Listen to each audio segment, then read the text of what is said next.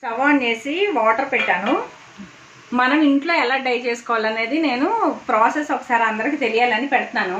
ఇది ప్లెయిన్ వాటరేనండి, ఇంకా నేనేం కలర్లు కలపలేదు. యాక్చువల్లీ మనకి మార్కెట్లో కలర్స్ దొరుకుతాయి. కొన్ని కలర్స్ ఏంటంటే మనకి ఇక్కడ దొరకవు, మనం తెప్పించుకోవాలన్నమాట. బతింజాలో దొరుకుతాయి బాగా కలర్స్. వాటర్ కొలత ఉంటుందా మేడం, లేకపోతే మామూలుగానే? యాక్చువల్లీ ఇది 20 లీటర్స్ అనమాట బాండి. మనం సుమారుగా ఒక 15 లీటర్స్ వరకు వాటర్ పట్టుకోవాలి ఒక శారీ డై చేయాలంటే. ఒక శారీకి 15 లీటర్ వరకు ఉంటే ఫ్రీగా ఉండాలన్నమాట. శారీ మొత్తం అంతా దానిలో పట్టి రొటేట్ అయ్యేటట్టుగా ఫ్రీగా ఉండాలి. లేదు కొద్ది కన్సిస్టెంట్గా ఉందనుకో, కలర్ శారీ మొత్తం పట్టకుండా ఎంతవరకు అయితే అందులో డిక్ అవుతుందో అక్కడ వరకే పడుతుంది కలర్. సో అందుకని ప్లేస్ ఎక్కువ ఉండాలి. కలర్స్ ఇలా దొరుకుతాయండి. నేను విడివిడిగా నాకు కావాల్సిన కలర్స్ ఆర్డర్ పెట్టి తెప్పించుకున్నాను ఇట్లాగా. ఇంకా ఫస్ట్ నేను ఈ కలర్ ఒకటి వేస్తున్నాను. శారీ మాకు డార్క్ కలర్ కావాలా లైట్ కలర్ కావాలా దాన్ని బట్టి చూసుకోవాలి క్వాంటిటీ. సో నాకు లైట్ కావాలని అనుకుంటున్నా. సో దీనిలో హాఫే వేసుకుంటున్నాను నేను. యాక్చువల్లీ ఇది 10 గ్రామ్స్ కూడా ఉండదు, 5 గ్రామ్స్ ఇది. ఇది వచ్చేటప్పటికే మనకి 210 అలా పడుతుంది అనమాట ప్రైస్. సో మనకి 2 శారీస్కి మనం డై చేసుకోవచ్చు ఈజీగా. ఓన్లీ ఫర్ కాటన్ శారీస్ కండి ఈ డైస్. సో నేను వేస్తున్నాను చూడండి కలర్. సో ఎవరన్నా పడనాళ్ళు ఉంటే కనుక మాస్క్ అది పెట్టుకోండి, ఇంకా బెస్ట్. నాకు పేస్టల్ కలర్ కాంబినేషన్ కావాలని అనుకున్నాను, సో అందుకని లైట్గా వేసుకున్నాను. ఇదిగోండి కలర్ చూసారా, చాలా లైట్గా పట్టింది, చాలా లైట్ ఉంటుంది కలర్. మీకు తెలియాలి అంటే ఇదిగోండి చాలా లైట్, ఇంకొంచెం బాగా మరగాలి, మరిగితే కనుక కలర్ వస్తుంది. బాగా లైట్ కలర్ అన్నమాట.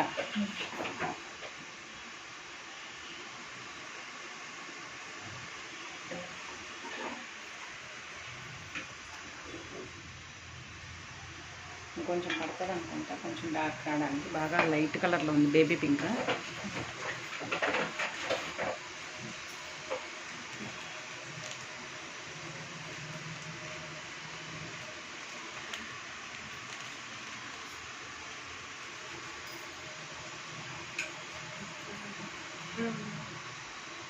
ఇప్పుడు కొంచెం పర్లేదు, కలర్ వస్తుంది, పింక్ కలర్ టైప్లో లైట్ షేడ్ వస్తుంది.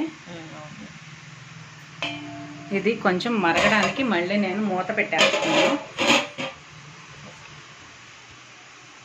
ఇప్పుడు రండి, ఫస్ట్ ఫ్యాబ్రిక్ని నాకు నచ్చినట్టుగా నేను డై చేసుకున్నాను.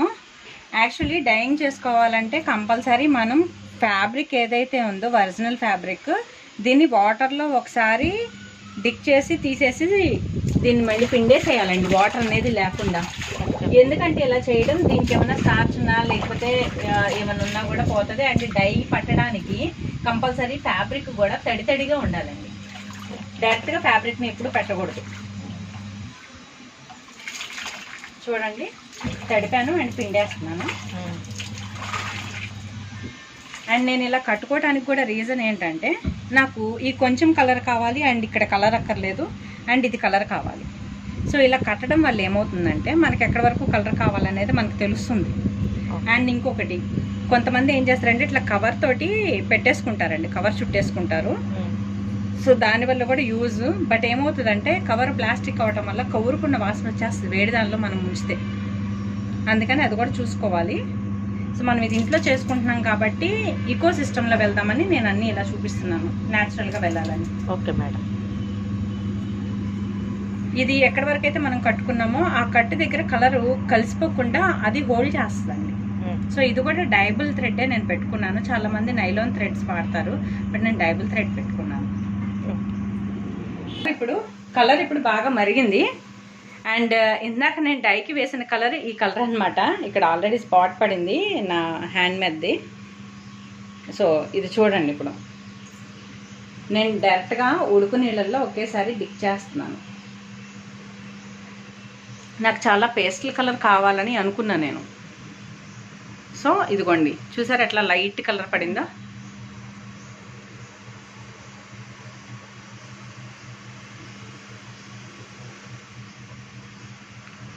యాక్చువల్లీ ఫోల్డింగ్తో ఉంది కాబట్టి ఫ్యాబ్రిక్ మనం ఎక్కడి వరకు కావాలో అక్కడి వరకు దాన్ని అట్టగా హోల్డ్ చేసుకుని ఉంచుకుంటే సరిపోతుందండి. చూసారా కలర్ ఎలా ఫామ్ అవుతుందో. ఇలా ఫ్యాబ్రిక్ ని ఇందులోనే ఉంచి ఉడకపెట్టాలి. పెట్టాలా మేడం? ఇలా మరుగుతున్నప్పుడే పెట్టాలి. ఎందుకంటే ఎంత మరుగుతున్న దానిలో పెడితే అంత బట్టకి రంగు పట్టిద్ది. అండ్ దారం పోగుకి రంగు పట్టినాక దారం కూడా కొంచెం కలర్ పెట్టేటప్పటికి కొంచెం ఉబ్బినట్టుగా మందం కూడా పెరుగుతుంది ఫ్యాబ్రిక్. అండ్ ఫ్యాబ్రిక్కి ఏమైనా డస్ట్ ఉన్న పాత బట్టలు కూడా మనం ఇట్లా డై చేసుకోవటం వల్ల ఏంటంటే కొంచెం పటుత్వం పెరుగుతుంది దారం పోగుకి. చూసారా ఉన్న కొద్దికి కలర్ ఎలా ఫామ్ అవుతుందో ఇంకా ఎక్కువ. చాలా బాగుంది.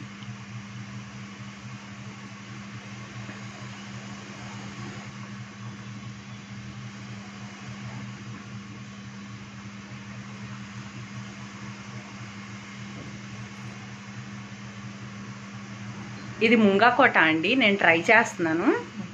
ముంగాకోట మీద ఎలా వస్తుంది అనేది నేను ట్రై చేస్తున్నాను, చూడాలి.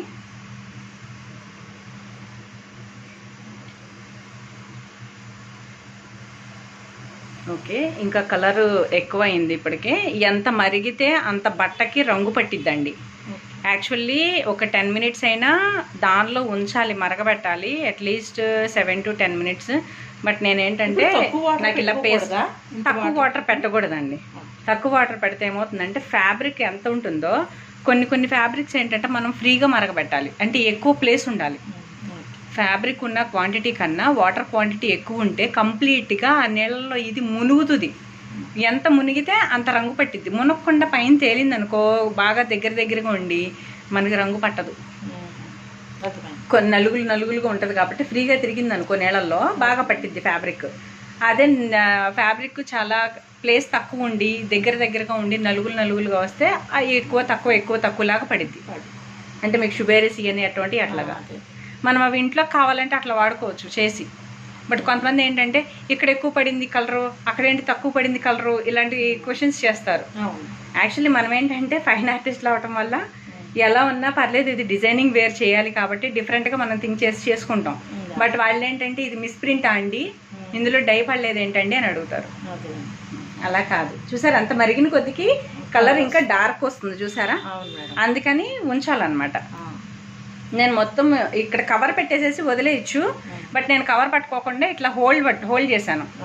కవర్ పెట్టినట్టయితే మనం వదిలేసినా పర్లేదు. అండ్ ఇలా తిప్పే వాటికి మీరు స్టీల్ అట్లాంటివి పెట్టుకోవద్దండి. చెక్క గరిట్లు విడిగదు, ఇంట్లో ఉంటే ఏయో ఒకటే పెట్టుకుని వాడుకోవచ్చు. నేనైతే అట్లా పెట్టేసి వాడేస్తున్నాను. చూసారు ఎంత రంగు పెట్టేసింది. ఇంకా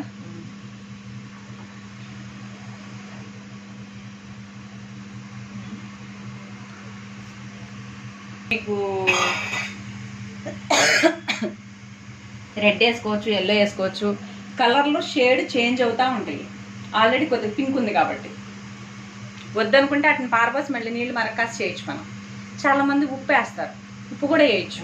నేను ఉప్పు వేయలే, ఉప్పు వేస్తే ఇంకా బాగా బట్టకు పెట్టిద్ది అని వాళ్ళు ఉప్పు వేసుకోవచ్చు, కల్లుప్పు. నేనైతే వేయను బట్టలకి, అప్పుడప్పుడు వేస్తా. సిల్క్ వాటికి కంపల్సరీ వేస్తా, కాటన్ వాటికి ఉప్పు బట్టని తినేస్తా. అది బీచ్లకి వెళ్ళినప్పుడు బట్టలు కూడా పక్కన పెడతా చూడు, తినేస్తుంది. అందుకే నేను ఎక్కువ వాడను, కాటన్ వాటికి వాడను, సిల్క్ వాటికి వాడతా. మనం కట్టి తీసేస్తాం కాబట్టి. కాటన్ ఏంటంటే ఎంత కట్టినా కూడా మన్నికి అట్లాగా ఉంటుంది. బట్ట కొర్రి బట్టి చినిగేదాకానో ఏదైనా చినిగేదాకానో తప్ప బట్ట బాగుంటుంది. ఒరిజినల్ కదా, ఒరిజినల్ అయితే లైఫ్ ఉంటుంది. ఇక్కడ కలర్ ఇప్పుడు ఎట్లా మేడం? ఇది ఇప్పుడు ఏ కలర్ అయితే వేద్దాం అనుకుంటానో ఆ కలర్, లేదా ఇది కూడా మళ్ళీ ఇప్పుడు ఇందులో వేసేస్తారా, మారుతారా? లేదు, వేరే కలర్ ఏమైనా వేద్దామని ఆగానండి. ఓకే. తాడేది ఇది సమోసా కట్ ఇలా పెట్టుకుంటే చక్కగా డయాగ్నల్స్గా పడిద్ది, బాగుంటుంది. కష్టపడతాం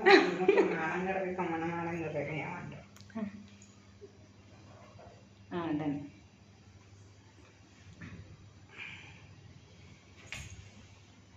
ఎంత చెప్తున్నారు మీరు, కనిపించకపోతే ఎలా మేడం? అలానే కాదు, ఆనందంగా కనిపిస్తేనే బాగుంటుంది వీడియో. కనిపించకపోతే ఎవరు చేసింది తెలియదు. కొంచెం చూస్తున్నాను, ఇక్కడ దాకా వచ్చింది. ఇది వెళ్ళి దీనికి టచ్ అవ్వాలి ఇట్లా. అది ఓకే, ఇది వచ్చి మళ్ళీ కింద దానికి ఇట్లా వచ్చింది. పర్వాలేదా? పర్లేదు, ఎందుకో ఆల్రెడీ ఇది ఇక్కడ వేశారు కదా, ఈ రెండు కలిపి తప్పింది. ఇదా తీసేయమంట ఏమనుకోకండి మళ్ళీ తీసేస్తే ఇప్పుడు మళ్ళీ ఇది చూడండి ఆఫ్టర్ ఫినిషింగ్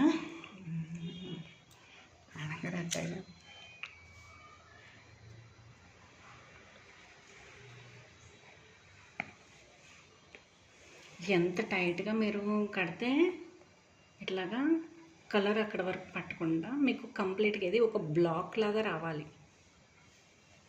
తర్వాత వీటిని కత్తిరితోటి కట్ చేసుకోవాలి. కానీ కట్ చేసేటప్పుడు జాగ్రత్త, ఫ్యాబ్రిక్ని కట్ చేయొద్దు. యామర్ పాట్లో కొంచెం టైట్గా కటింగ్ చేసేస్తారేమో, ఫ్యాబ్రిక్ని కటింగ్ అవ్వకుండా చూసుకోవాలి. ఎంత టైట్గా లాక్కడితే అంత బాగుంటుంది.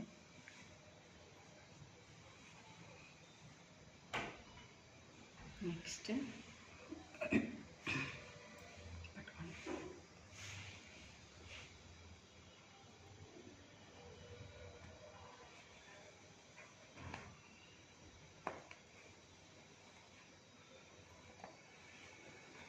చూసారా అంత టైట్గా లాగుతున్నాను.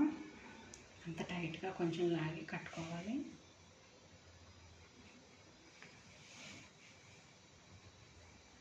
చేతులు కొంచెం ఒరుసుకుపోతాయండి. అయ్యో చూసారా అలా ఒరుసుకుంటున్నాయో. కొంచెం హార్డ్ వర్కే ఉంటుందండి. కొంతమందికి ఏంటంటే రంగులు పడవు, మరక్కాసేటప్పుడు ఆ వేడి కూడా పడదనమాట. అది కూడా చూసుకోవాలి.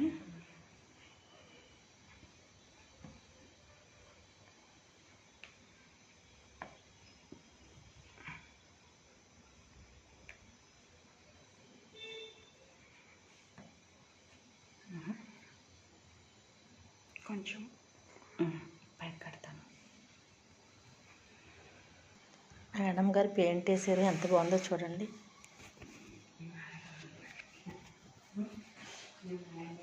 చాలా టాలెంటెడ్ మేడం గారు, అసలు మామూలు టాలెంటెడ్ కాదు. చాలా బాగా చేస్తారు అసలు. ఈమె దగ్గరికి వస్తే వర్క్ కూడా అలానే వస్తుంది, మనకి డెప్త్గా వస్తుందండి.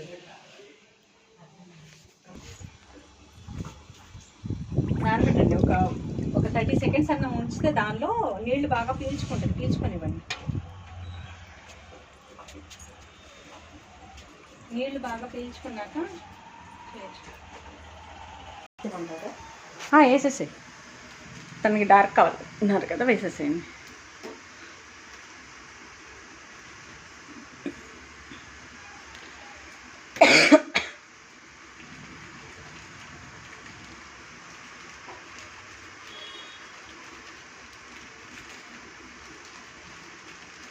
ఓకే, చేతులకి అక్కడ నంటితే కడిగేసుకోండి, ఎందుకంటే మళ్ళీ పోదు. తిప్పండి, తిప్పి మూత పెట్టండి ఈలోగా.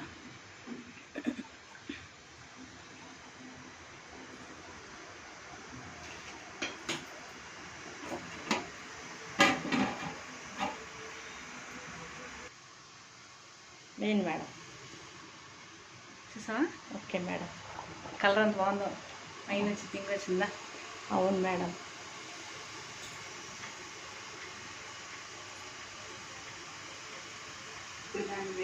చూసావా, ఇందాక వేసేటప్పుడు దీని మీద పడింది కలరు దుంపులు దుంపులుగా. చాలు, ఎక్కువైపోయింది. ఇది తీసేయచ్చు. అది తీసి ఇక్కడ పక్కన పెట్టా.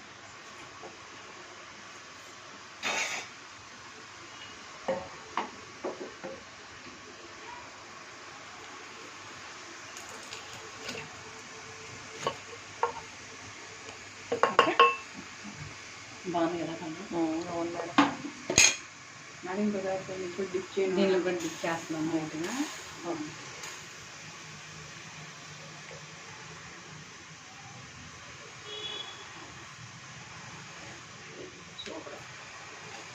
నిండు పెట్టింది చూడు బాగా. ఇప్పుడు బాగుంది మేడం.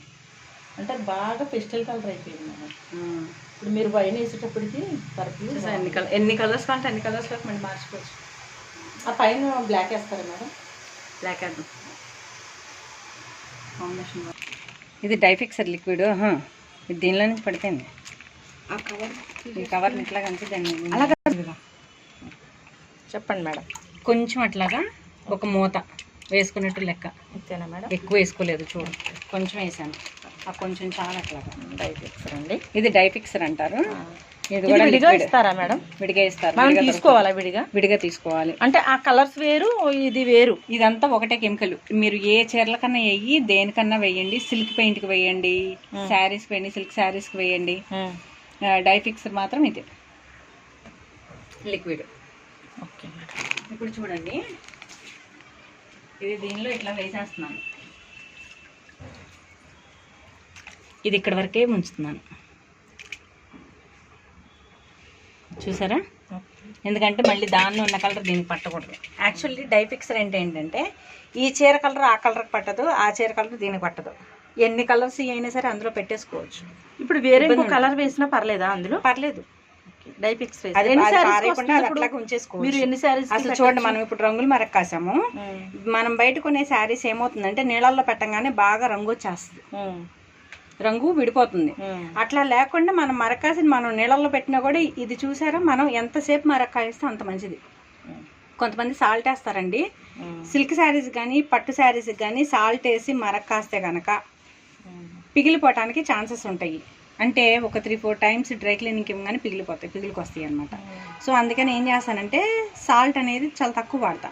ఇప్పుడు మీరు బీచ్కి వెళ్ళి ఇంటికి వచ్చి బట్టలు ఇప్పి ఆ పాకటిని పక్కన పెడితే ఉతకకుండా ఆ బీచ్ ఇసుక మన బట్టల్లోకి ఎంత ఉండిపోయి బట్టను ఎలా తినేస్తుందో అలాగే బట్టలు పాడైపోతాయి ఉప్పు ఉంటే. సో అందుకని నేనేం చేస్తానంటే ఉప్పు అనేది చాలా తక్కువ వాడతాను. ఇప్పుడు మనం వేసే కలర్లు మంచి కాదన్నప్పుడు డై దిగిపోతుందంటే మనం ఉప్పు వేసుకుంటాం. ఉప్పు వేస్తే ఎంత అయితే దిగిపోవాలనుకుంటే అంత దిగిపోయి రిమైనింగ్ ఆఫ్ బట్టలకు ఉండిపోయిద్ది. అందుకని ఉప్పు వాడతాం.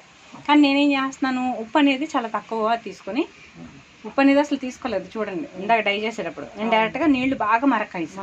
ఎంత మరకాగితే ఎంత బట్ట నూలిపోకు కూడా అంత మరిగితే అంత దారానికి బట్టకి రంగు అనేది పట్టిద్ది అనమాట.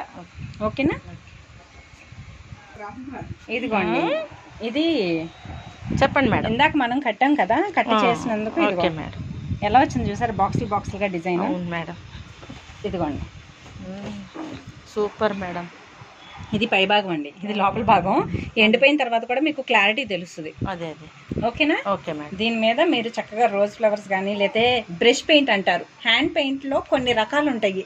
మీరు నేర్చుకున్న పెయింటింగ్సే కాకుండా ఇంకా బ్రష్ కోడ్స్ కూడా ఉంటాయి. బ్రష్ కోడ్స్ అంటే ఏంటంటే డైరెక్ట్గా ఫ్రేమ్ ఫిట్టింగ్ చేసేసుకుని మొత్తం చీర ఆ చివరి నుంచి ఈ చివరికి పెద్ద పెద్ద బ్రష్లతోటి వాటర్ క్వాంటిటీ ఎక్కువ కలుపుకుంటాం, మీడియం కలుపుకుంటాం, వాటర్ పెయింట్ ఎక్కువ కలపాలి. ఎందుకంటే ఆల్రెడీ మనం డై ఫిక్సర్ దీనికి వేసాం కాబట్టి ఇంకా దానికి బ్రష్ కోట్ కొట్టినప్పుడు వాటర్తోనే మనం డైరెక్ట్గా చేసుకోవచ్చు. మీకు ఎన్ని ఉతుకులు పడినా కూడా అది కూడా పెయింట్ పోదు. ఓకేనా? Okay madam.